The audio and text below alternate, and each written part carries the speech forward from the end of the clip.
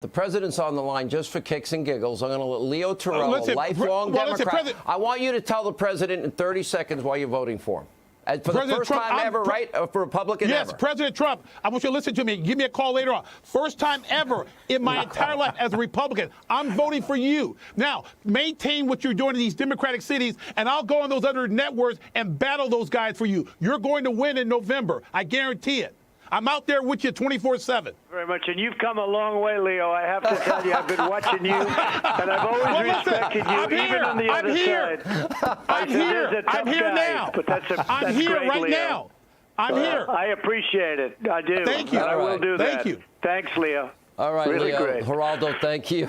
Dan Bunch. All right, I think that might have been the funniest moment we've had. Mr. President, sir, thank you so much for joining us. I know it's been a busy number of days here for you. A lot of news to get to. I want to spend a lot of time on the violence, the safety, security of our cities. I want to talk about COVID a lot. Let's start with some breaking news, and that is that you earlier today decided to pull back on the convention in Jacksonville. You gave a reason. Can you give us the reasons again in more detail? Well, it's really the China virus. Call it COVID, call it any one of a lot of different names. But, we're setting an example. We don't want to have people so close together. We've had such enthusiasm. Everybody wanted to go there. We went to North Carolina. We wanted to do it there. It was all set. We were going to build a beautiful facility, and it got hit hard, and the governor then he could have treated us better, Democrat governor. But we are actually opening up there, and then we'll make our ways. It won't be your typical convention, I can say that, but it's going to be very safe. And I thought I had an obligation not to have large numbers, massive numbers of people crowded into a room. I've been told, Mr. President, from sources of mine, you can confirm if you like, I guess maybe I'm not surprised that you're entertaining ideas that I have heard tonight that would be pretty spectacular. Would you give us any insight into what they are? Well, we have some ideas, but it'll have to be different than your typical convention. We have just great enthusiasm in the party. I don't think we've ever had it, even more so than 2016. And you see what's going on with the polls. It's funny, since I made a speech at Mount Rushmore. And since that time, it's been really something. There's been, before that, really, you have all of these these suppression polls, and just like 2016 when they put out these phony polls, the media. But I'll tell you what, it's that the enthusiasm this party has and that they have for their president, because we're keeping our cities safe. We want to go in. We can't understand. I heard you talking with the group. That's a great group of 3 people. But I heard you talking about the cities and the safeties of the cities. I've offered them all, every one of them, and there's 10 of them. We're offering all of them. Let us go in. We'll clean it up. We'll clean it up. Now, in Portland, we had to do it because they're anarchists. That's a level that people haven't seen, but they're anarchists. And they were going wild for 51 days, and we went in, and they've done a great job. They're going to rip down the courthouse, a big federal courthouse, gorgeous federal courthouse. So we went in, and we've been very, very strong. And we have this Mayor Whalen, who I think he's also the police commissioner, as I understand it, in Portland. Yeah. Mayor Wheeler. And he made a fool out of himself. He wanted to be among the people, so he went into the crowd, and they knocked the hell out of him. That was the end of him. So it was pretty pathetic. But we want to go in and help the cities. We want to help Chicago. We want to help all of them. Detroit's having problems. They're a very good police chief in Detroit, but they have problems. We'll go into all of the cities, any of the cities. We're ready. We'll put in 50,000, 60,000 people that really know what they're doing, and they're strong, they're tough, and we could solve these problems so fast. But as you know, we have to be invited in. Mr. President, I want to ask you about that. We're going to have to do something that's much stronger than being invited in, but we have to be invited in. Go ahead, Sean. The acting DHS chief, Chad Wolf, there is statutory reasons and justification to protect federal buildings. That is what has been happening. When you talk about 100 agents, we now have 15 mayors we see this rise in homicides and shootings. One day right here on this program, a couple of nights ago, 15 people shot in Chicago. Last weekend, 70 people shot, 12 dead, a 10-year-old, 11-year-old shot. You spoke to Horace Lorenzo Anderson Sr. I know you invited him to the White House. He lost his 19-year-old son. We lost an 8-year-old little girl in the Chaz Autonomous Zone in Atlanta, a 1-year-old in Brooklyn, a 7-year-old little beautiful young girl in Chicago. And they, one thing that all of these cities have in common, they've been run by liberal Democratic mayors, liberal Democratic governors for decades. What do you say to the people? Most people would argue you don't have a chance of winning New York or Illinois or California or Washington State.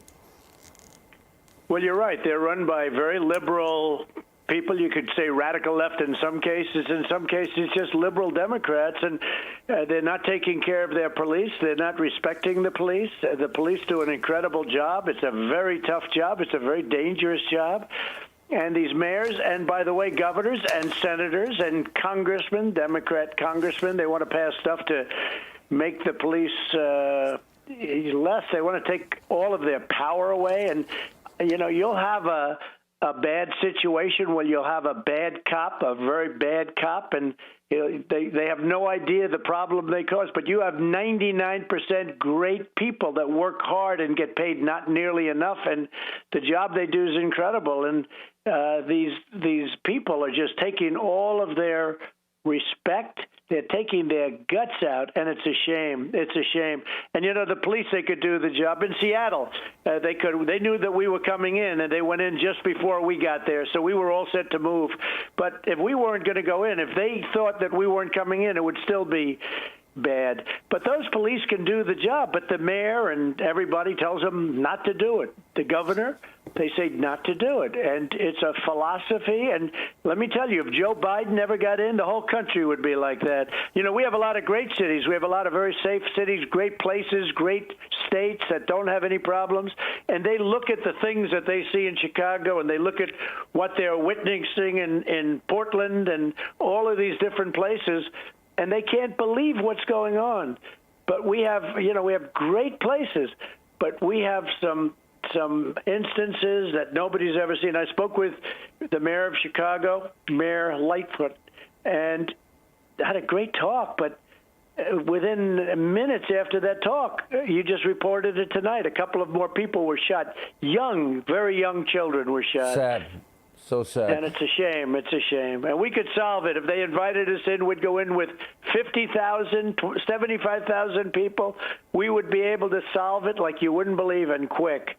But they just don't want to ask, maybe for political reasons, but they don't want to ask. It's a disgrace.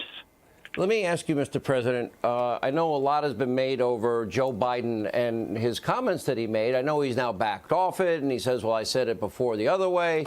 I don't know if he's just not remembering what maybe somebody else wrote in USA Today, for example, but he did say police have now become the enemy when they're supposed to help people. And then a follow-up was, would you support reappropriating the money? And he said yes. Now, not using the term, Democrats seem to be walking back the term defund, but reallocation is the word he used. Well, that would be the same thing. Let me play it to remind our audience what he said. Surplus military equipment for law enforcement. They don't need that. The last thing you need is an up-armored Humvee coming into a neighborhood. It's like the military invading. They don't know anybody. They become the enemy. They're supposed to be protecting these people. So my generic point is that... Do we agree that we can redirect some of the funding?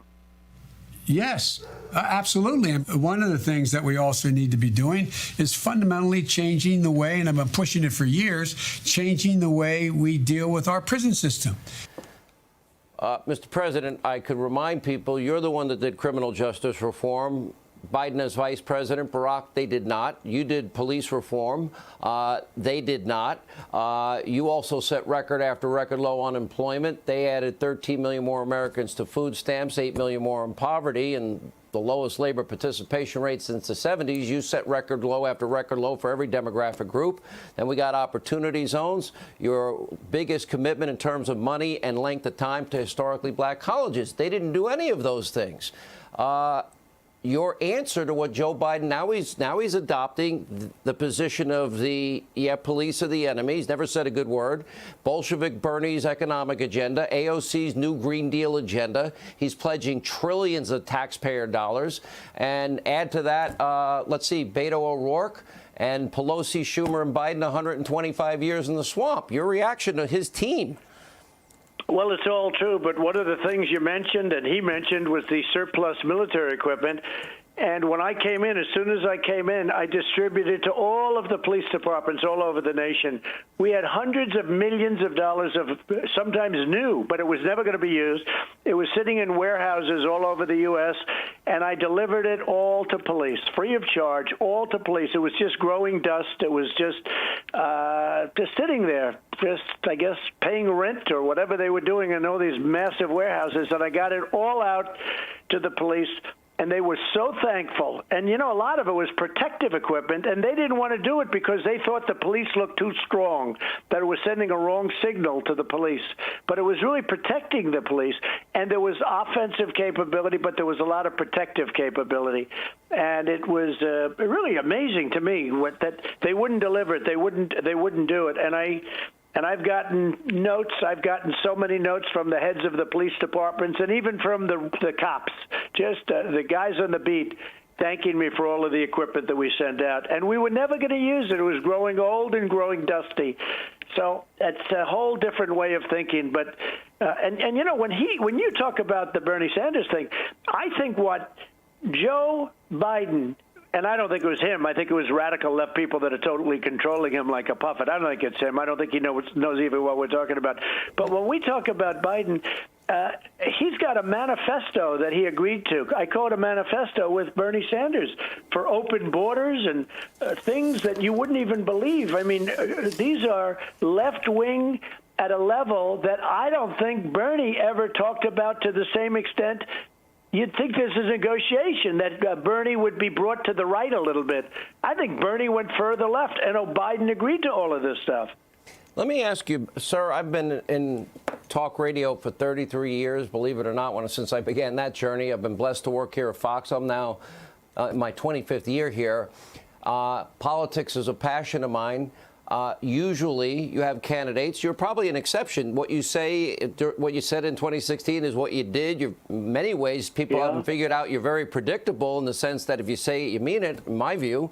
But usually people run to the base for the primary, and then they run to the center. Joe Biden has adopted Bolshevik Bernie's radical socialism, AOC's new Green Deal. We're talking about trillions of dollars he's now committing to both those things, redistribution, higher taxes. Then I mentioned Beto O'Rourke, and then Schumer, Pelosi, and Biden have had 125 years. Why, in this case, do you believe he's going harder left than any candidate I've ever seen in my lifetime, for sure?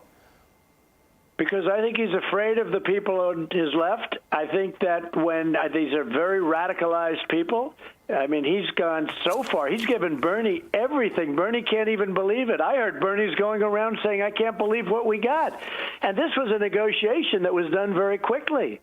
And today I saw President Obama with him. And remember this, I wouldn't be there if it weren't for those two. If they did a good job, I wouldn't, I ran against what they did. And I won. And nobody campaigned harder than President Obama. Somebody said, Obama's coming. And I said, that's okay. We beat him the last time. I think he campaigned harder than Hillary Clinton did. You want to know the truth. Remember, I'd always talk about there comes Air Force One. Obama was all over the place. But the fact is, Biden and Obama, I'm here. I'm in the White House because of them. If they did a good job, people forget. But if they did a good job, and except for the China virus that came in, we were setting every record you could set for unemployment, for the stock market, every single record you could imagine. And then what we did, we rebuilt the military. We got rid of regulations at a level that no administration, even in 8 years or in one case more than that, no administrations come close. And we've appointed, we will have almost, it could even be more, but almost 300 federal judges appointed by the end of my first term. That's a record. Nobody's ever done a thing like that. And 2 Supreme Court judges, great ones. All right, let me go to Joe Biden. I argue, and I've watched this and witnessed this my whole professional life. I think that the job you have, I believe, regardless of who's president, is the hardest job in the world. You have a lot of burdens on your shoulder. Anybody that's president. And I think when they asked Reagan in 1984 and they questioned whether or not he had the mental alertness, the strength, the stamina to do the job, it was a fair question. He answered it in one line in the second debate against Mondale. Let me play some of the greatest hits of Biden and then Biden from yesterday. And I want your take on what is going on with Joe Biden. Let's play it first. The scale of the loss is staggering. I don't know whose phone that is, but the scale of the loss is staggering. It's been 2 months since Congress gave him that money. Introduce me. Am I on? Yes. Hey, good evening, Tampa. Thanks so much for tuning in. Look, tomorrow's Superstar Tuesday, and I want to thank you all. I tell you what, I'm rushing ahead, aren't I? We hold these truths to be self-evident. All men and women created by you know the thing. My name is Joe Biden. I'm a Democratic candidate for the United States Senate. Look me over if you'd like to see help out. If you agree with me, go to Joe 30330. We choose truth over facts. Play the radio. Make sure the television, make sure you have the record player on at night. The phone. Make sure the kids hear words. Poor kids are just as bright and just as talented as white kids. Donald Trump does pose an extra threat to this. It's not hypothetical. Why in God's name should someone who's clipping coupons in the stock market in fact, pay a lower tax rate than someone who, in fact, is, like I said, a school teacher and a firefighter? I'm confused who I'm talking to here. But anyway, whoever it is, and I had a nurse nurses at Walter Reed Hospital who would bend down and whisper in my ear. Wow. They'd go home and get me pillows. They would make sure they'd actually, probably nothing ever taught in, you can't do it in the COVID time, but they'd actually breathe in my nostrils to make me move. Wearing a mask is now a political statement? This is more patriotic. Why do you wear the mask? So you don't make somebody else sick. I want to ask sick. What's with this guy? Steve, that's our time. Okay. Mr. President, I'm not a doctor. I won't play one. I think Joe Biden has aged dramatically since he's left office. He doesn't seem very alert. They seem to be protecting him and hiding him. We now have interviews that are being shut off by handlers. What's your reaction, sir? Well, in all fairness, I know people that are 90, 91, 92 that are sharp as a tack. Bernie Marcus, as an example, Home Depot, and others I know, numerous. But, it's hard to comment on somebody. He's an opponent. You have to be very sharp. I'm dealing with the heads of these countries, and every one of them is a world-class chess player. And if you're not 100% on your game, if you're not 100% sharp plus, you got a problem. I looked at what we have in this country. I came in and I guessed it from before, but after I saw what was going on with horrible trade deals, horrible military deals, money being spent, it was being sent out like water. You see what I've done with NATO, $140 billion, but really much more than that. It increases every year, where countries are now paying for what we're doing. It was so unfair. So many different things. I could go on. You don't have enough time. I could go all night with it. But you have to be on your game. You have to be sharp, and you have to be tough. And if you're not, these guys are going to take you to the cleaner. And they will take you to the cleaners like you've never seen before. It's so easy. And he wasn't the best in his heyday. Let's not kid ourselves. Everybody knows that. Everybody knows. And senators will tell you that in his best he wasn't, but I see the statements he's making now, and I don't think he has much of a clue. Mr. President, when you spoke about canceling the convention in Jacksonville, you were very passionate about it today, and you said the timing is not right. And we knew there would be flare-ups. This virus is the worst since 1918. And you said today, I have to protect the American people. That's what I've always done. That's what I always will do. That's what I'm about. We can make this work easily. And you also reminded people the importance of masks. People say you haven't been as outspoken as maybe you should have on masks, but there were people telling us, well-known experts, not to wear masks in March, for crying out loud, and socially distancing. And the CDC just released last week that if people wear the masks, this thing could be gone in 4 to 6 weeks. And what can you add about therapeutics, and what can you add about a potential vaccine? You mentioned Pfizer today. Well, you know, at the beginning, many people, many very respected people, I won't mention names, but many respected people were saying, don't wear a mask, that they're bad. You touch your face too much, and you get your hands near your eyes and your nose, and they're bad. And then all of a sudden, it was a big thing to get masks, because I'm all for it. Look, whatever's going to help, if it was a 5% chance, a 2% chance, wear it. And I'll wear it. I wore it at Walter Reed Hospital the other day. I went to the hospital. I visit soldiers that have been so badly injured in Iraq, and it's terrible. In Afghanistan, I saw one that was so badly injured in Afghanistan. And, you know, we're down to a very small force in both places. We were serving as policemen over there, and we can police our own country, especially when you look at Chicago and you look at what's happening around our country. And, you know, we've done a lot. We've done a lot. But we have to get our country back. We have to get rid of this horrible plague that hit us, and it hit us hard. But it didn't hit just us. It hit the whole world, Sean. The whole world was hit. China allowed it to escape to Europe and to the whole world, including us. And they're suffering. There's tremendous, you know, you don't see that too much in the news, but you have countries that are going through relatively what we're doing plus. It's horrible. And we make ventilators because we've become the best in the world for the ventilators. We're making thousands a month.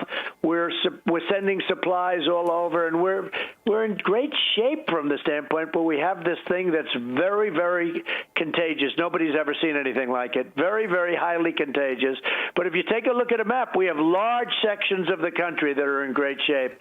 And we're going to win, and we're going to win sooner rather than later. I will say this, on the vaccines, we're doing very well. We have the greatest companies in the world, including we're dealing with other nations. We're working very closely. And therapeutics are I think going to be fantastic. Frankly, I'd like to have that first, because you could go into the hospitals, give somebody a shot, or do whatever you have to do, and they'd get better right away. But we're doing very well therapeutically, and we're doing very, very well with vaccines. Well, we know new studies have come out, and I had Dr. Oz on my radio show this week, that hydroxychloroquine used early with azithromycin and zinc, and you took a lot of heat over it. Mortality rate cut in half, according to the Ford study. He mentioned a local hospital retrospective study in New York. Let me ask you, you tweeted out tonight, baseball is back. By the way, poor Dr. Fauci, and I really do believe, and people I think try to divide both of you, that he's tried his best. Dr. Birx has tried her best. All the models and experts in many, many ways were so wrong. The one thing that remained consistent is the most vulnerable, the elderly, those with compromised conditions or immune systems and pre-existing conditions. So I ask you, you know, where are we with the vaccine, the therapeutics, how soon, and do you want every American, if they can't socially distant, to wear the mask? I selfishly want baseball and football to open so we can go, and I also want to protect grandmas and grandpas. I'd like to see everybody, if they can't spread, if they can't be socially distant, then I think they should probably put it on. And even if it's, let's say it's a 50% chance or a 25%, because again, these same experts were saying don't wear it at one point. Now they're saying wear it.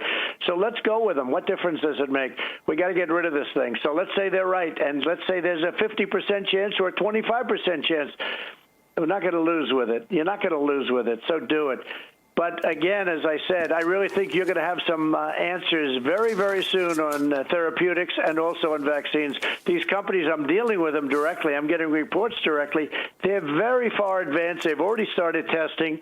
And what I've done is through the FDA, Dr. Hahn and some great people, we have ramped it up to a level that nobody's ever seen speed like this. We could be 2 or 3 years out before we're doing what we're doing. We're already testing. We are actually doing the testing for vaccines and for therapeutics. That would have happened in a normal administration, I will say that. That would have happened in 2 and 3 years from now. So we're way, way advanced, and I think you're going to have some very good answers very soon, and they're going to come up with the answer. Mr. President, you're asking the American people in 103 days, well, some will be voting early. By the way, I have information on my website, Hannity.com, early voting, how do you do absentee voting, who your congressperson is that's up for election. In 103 days, I say the American people are the ultimate jury. You're asking the American people for 4 more years. If you're given the 4 more years, what will this country look like, in your view, 4 years from now? So it's all going to be about America first. We always put other countries before us, which is so foolish and so horrible, and it's been so destructive for us. It's about America first. We'll help other countries, but we want to take care of ourselves. We're going to be building factories. We're going to be bringing in jobs like you've never seen. We were all set to do it until we got hit with the virus. Our troops will be home. The endless wars are already ending, down to very few soldiers, as you know, in Afghanistan, very few in Iraq.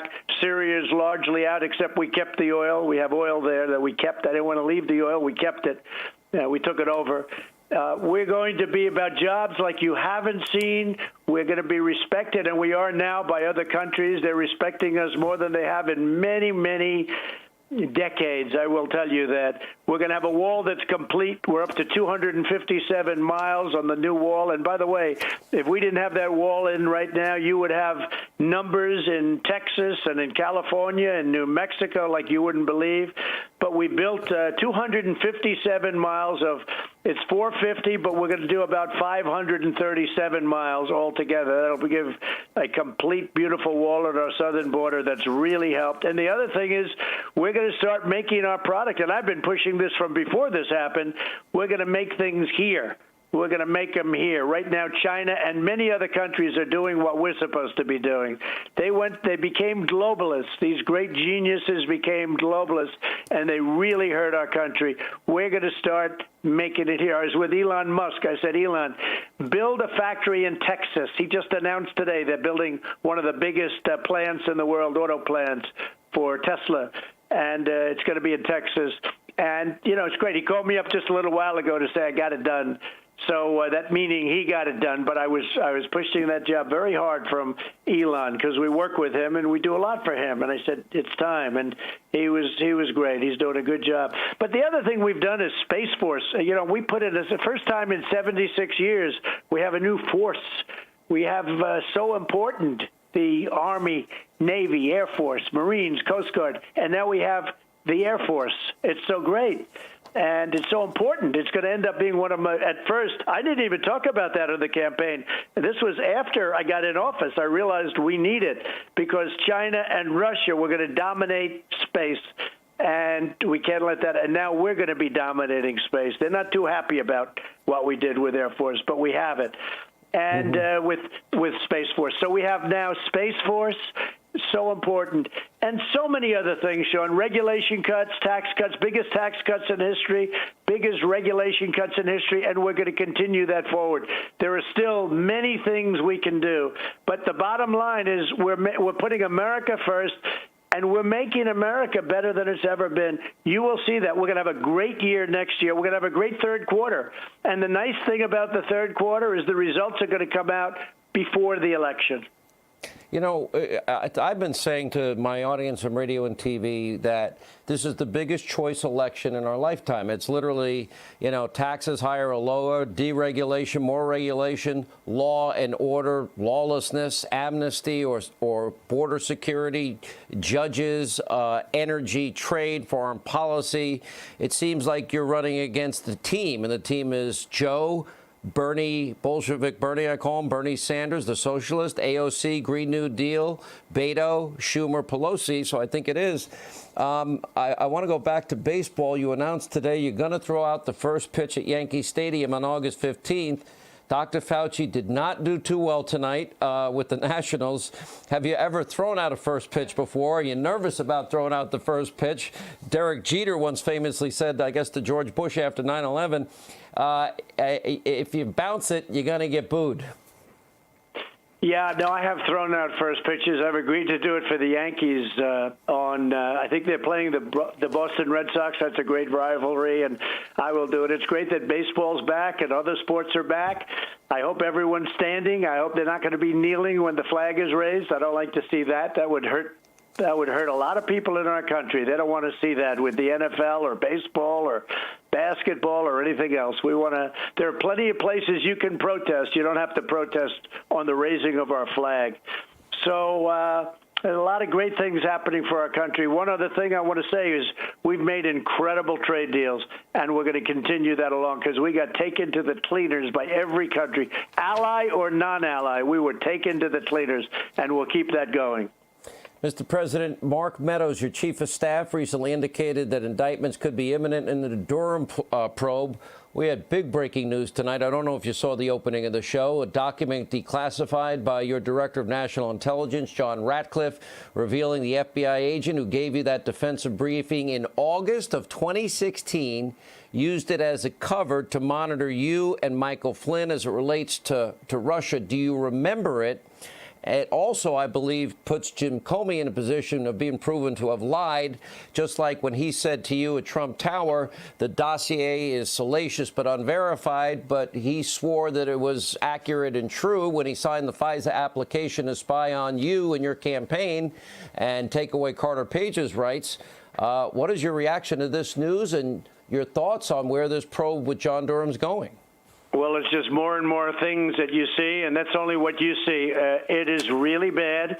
It's a terrible thing that happened, should never happen to another president. The fact is that President Obama and Vice President Biden and the whole group of them with Brennan and Comey and McCabe and Lisa Page and Strzok, her lover, and beyond them, long beyond them, they spied on the campaign using the intelligence agencies of our country. They illegally, this is illegal as can be. This is treason. This is many things you can call it. They spied on the campaign of another party and the or a presidential Attorney General, both before and after victory, both before and after.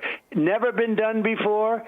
It is so bad. If it were the other side, they would have been in jail for 2 years, and it would have been a 50-year term. But Obama and Biden knew everything, and they spied on the campaign of the opposing party using intelligence. Do you, well, this raises a question. Now we know what happened in the Oval Office on January 5th. Do you think that Barack Obama, the former president, Joe Biden, should have to answer for what we now know happened 15 days before your inauguration in the Oval Office? We have 1 minute, sir. That was just one meeting. There were many meetings. There was no way. I understand the system very well. I understand being president very well. There was no way this could have gone down without President Obama knowing every single thing. And even Biden brought up the Logan Act with respect to General Flynn, a great gentleman who's been treated so horribly and still is. A lot of things have been learned, and what happened is a disgrace. Again, should never ever happen to another president. Will you consider pardons for the people involved in the last 15 seconds?